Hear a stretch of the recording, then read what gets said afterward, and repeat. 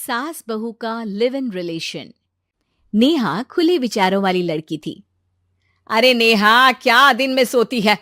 ससुराल में ऐसा नहीं चलेगा। वहां तो काम करना पड़ेगा, काम। जितना काम होगा कर लूंगी माँ, पर अगर कोई ये कहे कि सारा आराम छोड़कर सिर्फ काम ही करना है तो ना भी ना, मुझे नहीं करनी शादी। अरे कैसी बात कर रही हो? अच्छा चलो जाकर नहा लो, मैं नाश्ता लगा देती हूँ। फिर तुम्हें कॉलेज भी तो जाना है। नेहा कॉलेज के लिए निकल जाती है। वो सोचने लगती है कि ससुराल में वो कैसे मैनेज करेगी। क्या हुआ नेहा, परेशान लग रही हो? अरे यार, तू तो मुझे जानती है ना, मुझे अपनी लाइफ बिल्कुल परफेक्ट चाहिए, लेकिन लग नहीं रहा लोग मानेंगे। यार, कहीं मेरी शादी ऐसे घर ना हो जाए जहां मेरी जिंदगी ही नरक हो जाए। अरे मैंने ना कल एक इंग्लिश फिल्म देखी थी, उसमें भी कुछ ऐसी ही समस्या थी हीरोइन की। अच्छा, तो फिर क्या किया उसने? उसने तो अपने होने वाले पति से साफ साफ कह दिया कि वो पहले उसके घर कुछ दिन तक बिना शादी के रह कर देखेगी, और अगर ठीक लगा तो ठीक, वरना तेरे मेरे रास्ते अलग। अरे हाँ यार, ये तो बिल्कुल सही आइडिया दे रही है तू मुझे। चल मैं तो चली, थैंक्स यार, तूने मेरी प्रॉब्लम सॉल्व कर दी। ये बोलकर नेहा खुशी खुशी वहां से निकल जाती है, लेकिन पीछे से उसकी सहेली कहती है, अरे नेहा, नहीं नहीं, कुछ नहीं सुनना मुझे। ये बोलकर वो वहां से चली जाती है। हे भगवान, पूरी बात सुने बिना ही चली गई। अरे वो तो विदेशी फिल्म थी, वहां सब चलता है, लेकिन ये तो भारत है, सभ्यता और संस्कारों वाला देश, जहां शादी से पहले लड़की को ससुराल में नहीं रखा जाता। खैर, नेहा मस्त होकर घर आती है। नेहा, कल तुझे लड़के वाले देखने आने वाले हैं, और हाँ, इस बार कोई बहाना नहीं चलेगा। हाँ हाँ, आने दो आने दो, मैं तैयार हूं शादी के लिए। अगले दिन लड़के वाले आते हैं, जहां लड़का कहता है, मुझे अकेले में लड़की से कुछ पूछना है। हाँ हाँ, क्यों नहीं बेटा, जाओ नेहा, घर तो दिखा दो इन्हें। नेहा भी खुश हो जाती है कि उसे मौका मिल गया है लड़के से अपनी शर्त रखने का। देखो, मुझे ना शादी से बहुत डर लगता है। पता नहीं कैसी लड़की आए, तालमेल बना पाए कि नहीं मेरे परिवार से। मैंने कई घरों में रोज का क्लेश होते देखा है। तुमने तो मेरे दिल की बात कर दी। मैं भी यही सोच रही थी कि भाई सास तो अच्छी होनी चाहिए, पति सपोर्ट करे ना करे, रहना तो पूरे दिन सास के साथ है। लेकिन मेरे पास ना इसके लिए एक बहुत अच्छा आइडिया है। अच्छा, कैसा आइडिया? क्यों ना शादी के पहले मैं कुछ दिनों तक तुम्हारे घर आकर रह लूं। तुम लोग मुझे समझ लेना, मैं तुम लोगों को समझ लूंगी। ठीक लगा तो शादी, वरना टाटा बाय बाय। क्यों? लड़के को नेहा की बात में दम लगता है। वो घर के सभी लोगों के सामने नेहा की बात रखता है। अरे पागल हो गई है क्या? ये कैसी शर्त है? अरे शादी से पहले मैं क्यों तुझे किसी और के घर भेजूंगी रहने?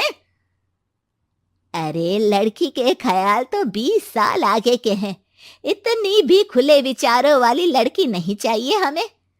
अरे माँ, क्या बुरा और गलत बोल रही है ये? रहना तो हम दोनों का है ना। कल को कोई परेशानी आई तो तुम सब तो ये बोलकर निकल जाओगे कि जिंदगी तुम लोगों को ही निभानी है। तुम लोगों को जो करना है करो। तब क्या करूंगा बताओ? सबके समझाने पर वो लोग मान जाते हैं। वाह, मैं 2-3 दिनों में पैकिंग कर लूंगी, तो आकर मुझे ले जाना। और नेहा पहुंच जाती है विशाल के घर। आओ आओ, ये रहा तुम्हारा कमरा। इस घर में तुम एज अ गेस्ट रहो, लेकिन माँ तुम्हें बहू की तरह ही ट्रीट करेंगी, और तुम भी उन्हें सास की तरह ही रखना।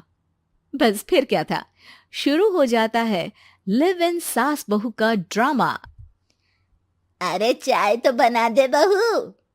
जी सासू माँ, अभी लाई।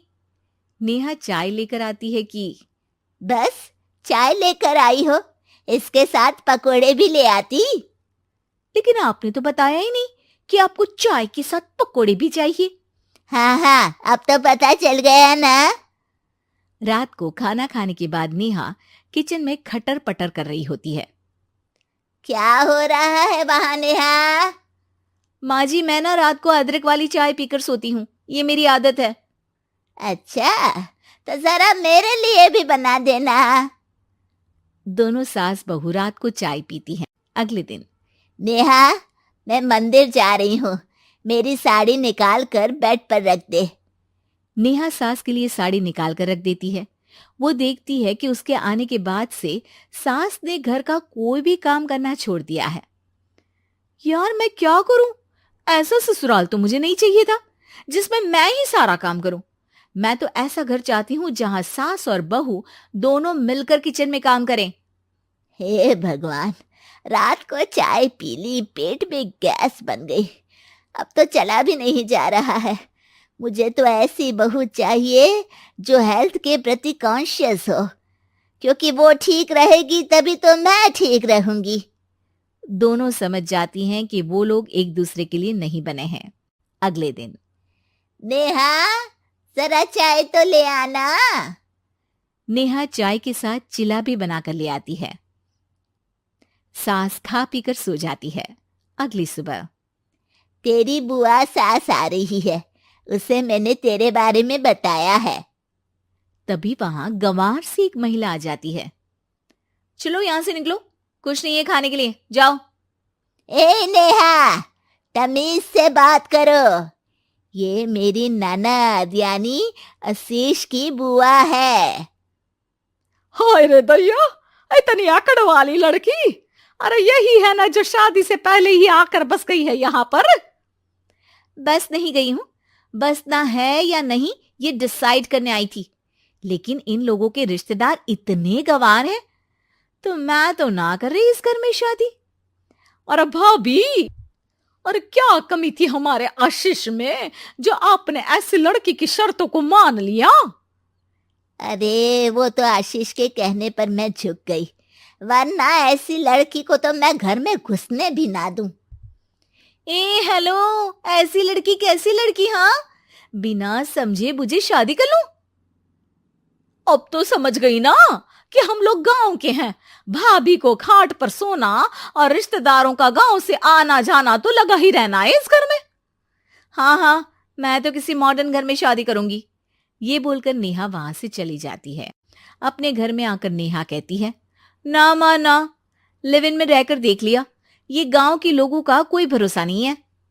खैर, नेहा की शादी एक मॉडर्न घर में हो जाती है जहां सास कहती हैं, हे नेहा, मैं टेनिस खेलने जा रही हूं, आओ तो जूस बनाकर रखना, और हाँ, वॉलनट्स और ओट्स भी बना लेना। जी माँ। माँ मॉम बोलो डार्लिंग, माँ इज ओल्ड फैशन। बेचारी नेहा सर पर हाथ रख लेती है। हे भगवान, ये सास तो सास ही होती है, गांव की हो या शहर की।